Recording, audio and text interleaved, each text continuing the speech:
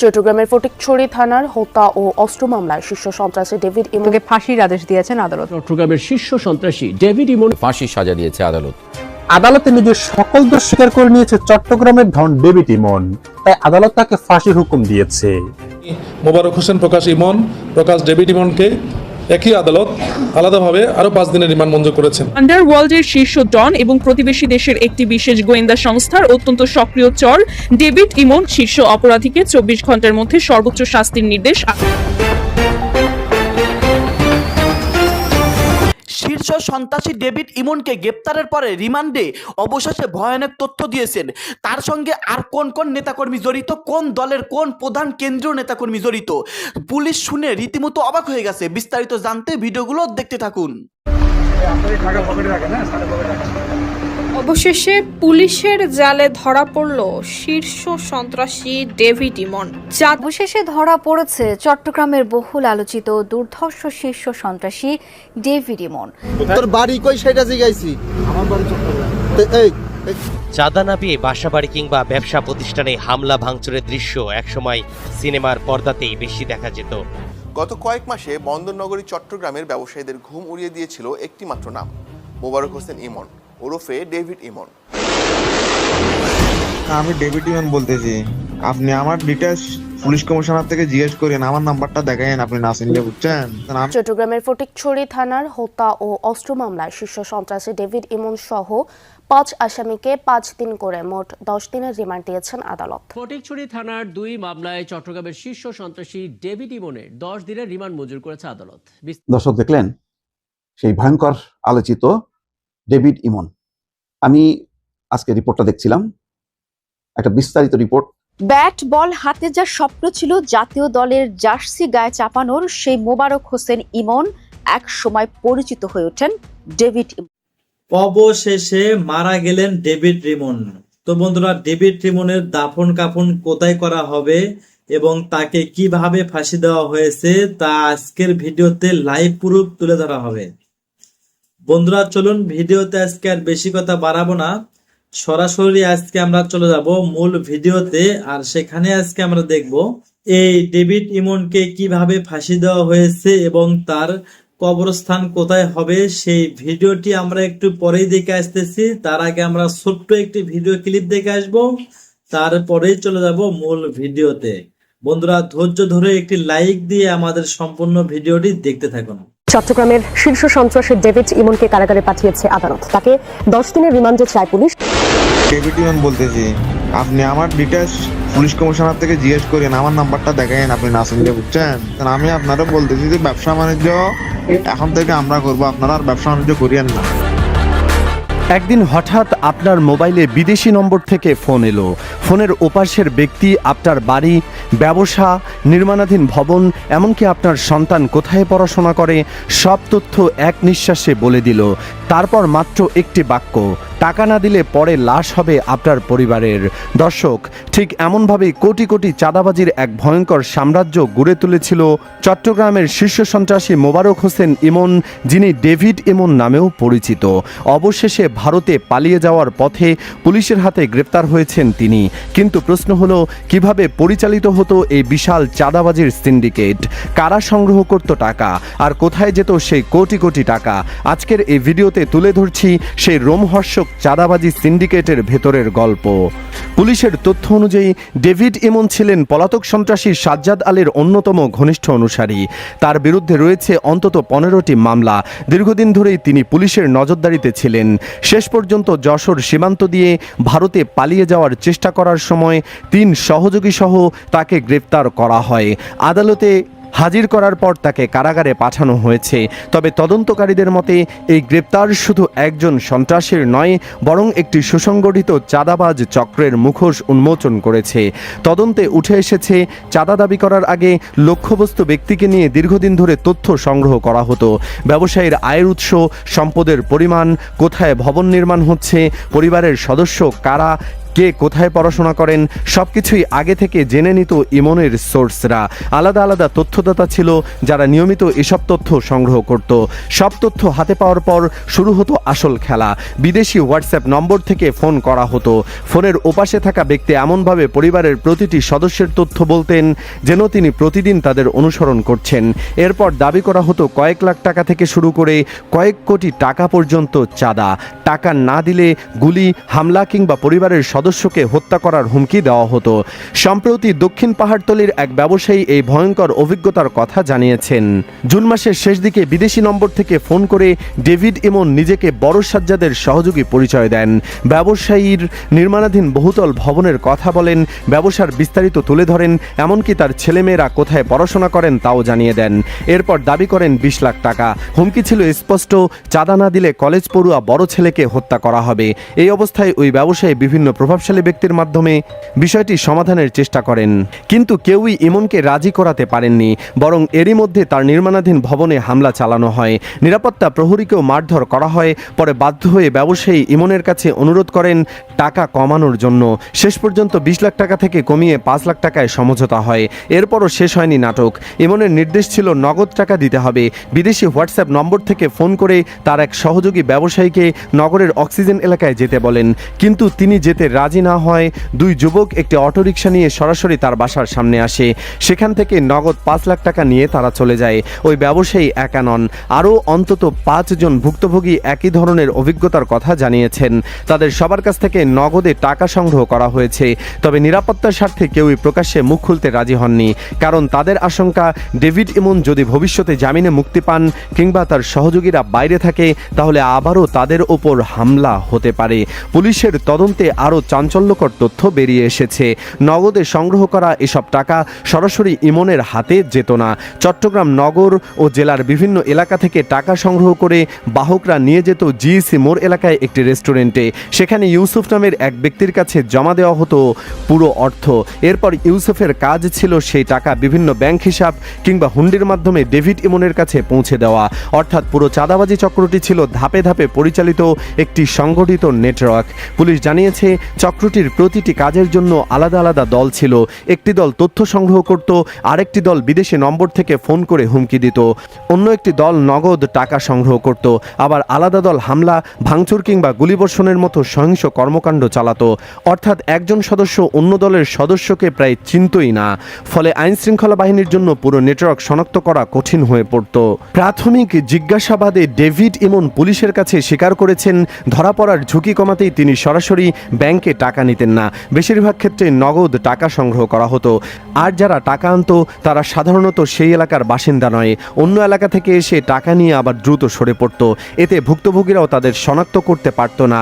Police এখন ইউসুফ নামের এই ব্যক্তিকে খুঁজছে, যিনি পুরো অর্থ লেনদেনের অন্যতম গুরুত্বপূর্ণ ব্যক্তি বলে মনে করা হচ্ছে। তদন্তকারীদের ধারণা তাকে গ্রেপ্তার করা গেলে কোটি কোটি টাকার চাঁদাবাজের অর্থ কোথায় গেছে, কারা এই নেটওয়ার্কে জড়িত এবং কারা কারা সুবিধাভোগী এসব বিষয়ে আরও গুরুত্বপূর্ণ তথ্য পাওয়া যাবে। চট্টগ্রামের অতিরিক্ত জেলা পুলিশ সুপার কাজী মোহাম্মদ তারেক আজিজ জানিয়েছেন, তদন্তে দেখা গেছে পুরো চক্রটি অত্যন্ত পরিকল্পিতভাবে কাজ করত। তথ্য সংগ্রহ, হুমকি, টাকা আদায় এবং হামলা সবকিছুই আলাদা আলাদা টিম পরিচালনা করত।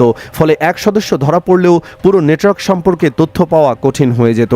অন্যদিকে জেলা পুলিশ সুপার মাসুদ আলম জানিয়েছেন, রিমান্ডে নেওয়ার পর ডেভিড ইমনের কাছ থেকে আরও গুরুত্বপূর্ণ তথ্য পাওয়ার আশা করছে পুলিশ। ইতিমধ্যে তার কাছ থেকে অস্ত্র উদ্ধার করা হয়েছে। পাশাপাশি যেসব ব্যবসায়ী বা প্রবাসী এই চক্রের শিকার হয়েছেন তাদের সবাইকে ভয় না পেয়ে পুলিশের সঙ্গে সহযোগিতা করার আহ্বান জানানো হয়েছে। এই ঘটনাটি আবারও প্রমাণ করেছে আধুনিক প্রযুক্তি ব্যবহার করে কিভাবে একটি সংঘবদ্ধ চক্র মানুষের ব্যক্তিগত তথ্য সংগ্রহ করে ভয় দেখিয়ে কোটি কোটি টাকা আদায় করতে পারে। একই সঙ্গে এটি আইন শৃঙ্খলা বাহিনীর জন্য বড় একটি চ্যালেঞ্জ। এখন সবার নজর পুলিশের পরবর্তী তদন্তের দিকে। ডেভিড ইমনের গ্রেপ্তারের পর কি ভেঙে পড়বে এই চাঁদাবাজ সিন্ডিকেট, নাকি এখনও পর্দার আড়ালে সক্রিয় রয়েছে আরও প্রভাবশালী সদস্যরা? দর্শক, এ নিয়ে আপনার মতামত জানিয়ে দিন কমেন্ট বক্সে। ব্যবসা করার দরকার আছে কি নেই এটা ডেভিড ইমন ঠিক করে দিচ্ছে। তারপরে কথোপকথনে আমরা কি শুনলাম, সবাই তো করতেছে, সবাই তো আমাদের সাথে সমঝোতা করে বিজনেস করতেছে। তার মানে কি? যাক, একটা সুখবর যে চট্টগ্রামের শীর্ষ সন্ত্রাসী ডেভিড ইমন যশোর থেকে গ্রেপ্তার। এইগুলি যেটা বলা হয়েছে যে 5 সহযোগী সহ সন্ত্রাসী ইমনকে গ্রেপ্তার করা হয়েছে, গ্রেপ্তার সবাই শুটার। এরা তো ভালো শুটার, তো যারা গ্রেপ্তার করছে তারা কি শুটার না? তো তাদের কাছে কিছু পাই নাই। আমি বারবার বলি যে এইগুলি নর্মাল আইন আদালত দিয়ে এদেরকে দমন করা যাবে না। এরা চট্টগ্রামের, তো যশোরে কেন পালায় আছে 5 জন সহ, তাই তো? তোরা কি খালি হাতে ছিল? খালি হাতে ছিল না, তাহলে তো স্পট অ্যাকশন নেওয়া যেত। সেই অ্যাকশন না নিয়ে এদের গ্রেপ্তার করে লাভটা কি? কাজ জেলে ঢুকবে, কয়েকদিনের মধ্যে জামিন নিয়ে আবার বেড়ে যাবে এবং একই কাজ করবে, এবং জেলে বসেই একে হুমকি ওকে হুমকি একে পাঠাবে। এইগুলির ভাই নর্মাল আইন আদালতে এদেরকে দমন করা যাবে না। যারা সন্ত্রাসী, যারা অস্ত্র নিয়ে ঘোরাফেরা করে, তাদের সাথে অস্ত্রের ভাষায় সাথে সাথে সেখানেই কাম সেরে ফেলতে হবে, না হলে দমন করা যাবে না। এবং এরকম যদি কিছু ঘটনা না ঘটানো যায়, এই সরকারের পক্ষে মানে সন্ত্রাস দমন করা, আইন শৃঙ্খলা পরিস্থিতি উন্নতি করা খুবই কঠিন হয়ে যাবে। এখানে বলা হচ্ছে যে বুধবার সকালে যশোর থেকে তাকে গ্রেপ্তার করে চট্টগ্রাম জেলা পুলিশের একটি দল। গ্রেপ্তার বিষয়টি চট্টগ্রাম জেলা পুলিশ সুপার মাসুদ আলম নিশ্চিত করেছেন। তিনি বলেছেন 5 সহযোগী সহ সন্ত্রাসী ইমনকে গ্রেপ্তার করা হয়েছে, গ্রেপ্তার সবাই শুটার। ইমন বিদেশে পলাতক আরেক শীর্ষ সন্ত্রাসী সাজ্জাদ আলী ওরফে বড় সাজ্জাদের অন্যতম সহযোগী। দেখেন এদের মানে শেষ নাই। তারপর দেখবেন সাজ্জাদের আবার ওস্তাদ আরেকজন, এইভাবে ওস্তাদ কোথায় যে থেকে ট্রাম্প পর্যন্ত কিনা আমি জানি না। যাক, তার বিরুদ্ধে অন্তত 15টি মামলা আছে। চট্টগ্রামে 2 বছর ধরে বেশ কিছু চাঁদাবাজি এবং হুমকির ঘটনায় তার নাম আলোচনা আছে। দেখছেন না, ওই যে ইন্টারনেট প্রোভাইডারকে কি বলতেছে যে আপনাদের আর ব্যবসা করার দরকার নেই, 15 বছর অনেক ব্যবসা করছেন, এখন আমাদের ছেলেপেলেরা ব্যবসা করবে, আপনাদের আর ব্যবসা করার দরকার নেই।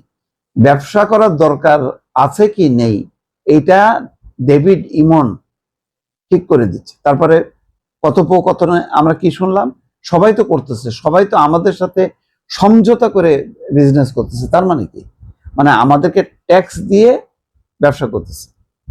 আর যদি এ হয় তাহলে ওই যে বলছে না যে এখন 2 কোটি টাকা দিতে হবে আর মাসে মাসে হচ্ছে 10 লাখ টাকা।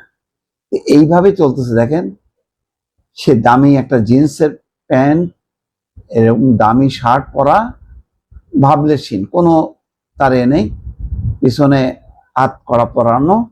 এখানে যে খবর বলা হচ্ছে যে মোবারক হোসেন ওরফে ইমন চট্টগ্রাম ফটিকছড়ি উপজেলার কাঞ্চননগর এলাকার মোহাম্মদ মুসার ছেলে। পুলিশের তথ্য অনুযায়ী 2025 সালে 30 মার্চ বাকুলিয়া এলাকায় জোড়া খুন, একই বছর 23 মে রাতে নগরের পতেঙ্গা সৈকত সহ এলাকায় সন্ত্রাসী ডাকাই আকবর হত্যা মামলা সহ অন্তত 15টি মামলার আসামি। মানে হেন কোনো অপরাধ নেই যেই অপরাধ সে করে নেই, এবং সেসব মামলার আসামি। পুলিশের ভাষ্য, ইমন 15 থেকে 20টি আগ্নেয়াস্ত্র বহন করেছেন এমন তথ্য তাদের কাছে রয়েছে। 15 থেকে 20টি। তারপর কি, অস্ত্র ব্যবহারে তিনি দক্ষ। বাকুলিয়ার জোড়া খুনের ঘটনায় সন্ত্রাসী এবং মোটরসাইকেল ভাড়া করার দায়িত্ব তার ছিল বলে জানা যায়।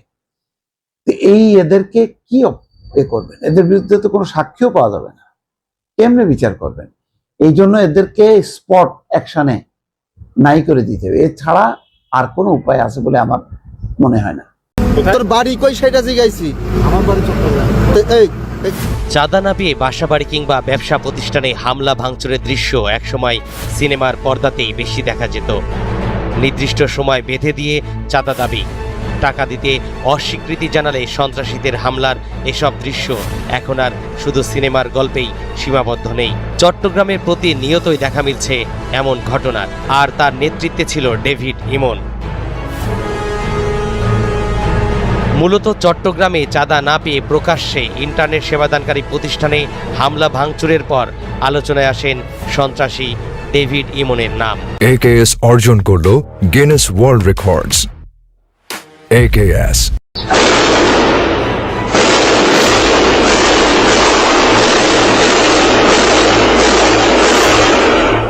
ডেভিড ইমনের আসল নাম মোবারক হোসেন। তার বাড়ি চট্টগ্রামের ফটিকছড়ি উপজেলার কাঞ্চননগর ইউনিয়নে। বাবার নাম মোহাম্মদ মোসা। ইমন বিদেশে পালিয়ে থাকা চট্টগ্রামের শীর্ষ সন্ত্রাসী সাজ্জাদ আলী খান ওরফে বড় সাজ্জাদের অনুসারী। আপনি যদি 2 কোটি টাকা রেডি রাখিবেন আর প্রতি মাসে 10 লাখ টাকা করে দিবেন, তাহলে আপনি ব্যবসা করেন, না হলে ব্যবসা করেন না। না হলে ব্যবসা আমরা করবো।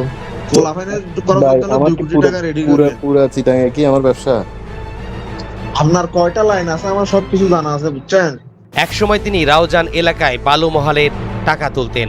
2024 সালের 5 আগস্টের পর বড় সাজ্জাদের অন্যতম সহযোগী রাইহানের হাত ধরে আলোচনায় আসেন। 1 বছরের মধ্যেই জোড়া খুন সহ বিভিন্ন কারণে চট্টগ্রামের আন্ডারওয়ার্ল্ডের ত্রাস হয়ে ওঠেন সন্ত্রাসী ডেভিড ইমন।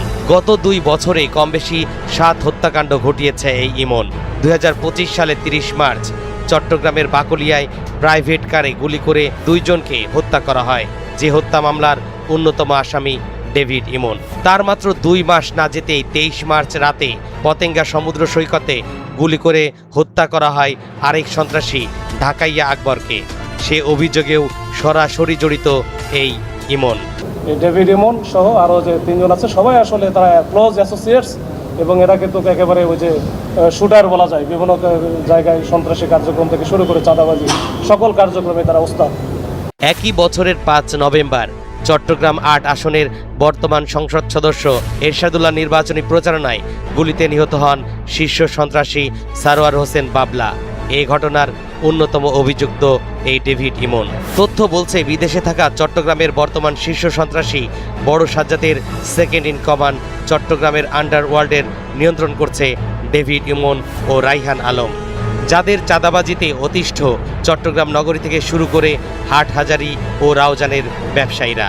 তো সর্বশেষ আমরা যখন এই চক্র, বিশেষ করে ডেভিড ইমনের, ও যখন দেশে যখন দেখতেছে যে তার ধরা পড়াটা সম্ভাবনা আছে বা এটা বেশি আলোচিত হয়ে গেছে, তখন যে বিদেশে একজন আছে যে আলোচিত গ্যাং লিডার যে সাজ্জাদ, বড় সাজ্জাদ ওরফে বড় সাজ্জাদ, তার পরামর্শক্রমেই তারা কিন্তু সে কিন্তু ইন্ডিয়াতে বা ভারতে পালিয়ে যাওয়ার একটা চেষ্টা, তার পরিকল্পনা ছিল। এই পরিকল্পনা সম্পর্কে আমরা সম্যকভাবে অবগত হই। গত জানুয়ারিতে চট্টগ্রাম মেট্রোপলিটন পুলিশের করা 340 সন্ত্রাসী ও দুষ্কৃতিকারীর তালিকায় 34 নম্বরে ছিলেন এই মোবারক হোসেন ওরফে ডেভিড ইমন। অভিযোগ আছে গত 1.5 মাসেই তিনি 3টি প্রতিষ্ঠানের কাছ থেকে অন্তত 1.5 কোটি টাকা চাঁদা হাতিয়ে নিয়েছেন। চট্টগ্রামের এমন দুর্ধর্ষ সন্ত্রাসী পুলিশের জালে ধরা পড়ায় এখন স্বস্তির নিঃশ্বাস ফেলছেন ব্যবসায়ী থেকে উদ্যোক্তারা। তরিকুল ইসলাম, এনটিভি অনলাইন। ধন্যবাদ প্রিয় দর্শকবৃন্দ, আমাদের ফুল ভিডিওটি দেখার জন্য আপনাকে জানাই অসংখ্য অসংখ্য ধন্যবাদ। তো বন্ধুরা, এতক্ষণ যে ভিডিওগুলো দেখলেন ডেভিড ইমনকে নিয়ে, এই সন্ত্রাসী ডেভিড ইমনকে নিয়ে আপনাদের কি মন্তব্য বা আপনারা এই সন্ত্রাসীকে নিয়ে কি বলতে চান, অবশ্যই সেটা কমেন্ট বক্সে কমেন্ট করে জানিয়ে দিন। আর হ্যাঁ, এমন নিত্য নতুন আপডেট খবর সবার আগে পেতে চাইলে এখনই আমাদের এই ছোট্ট ইউটিউব চ্যানেলটি সাবস্ক্রাইব করুন। ধন্যবাদ।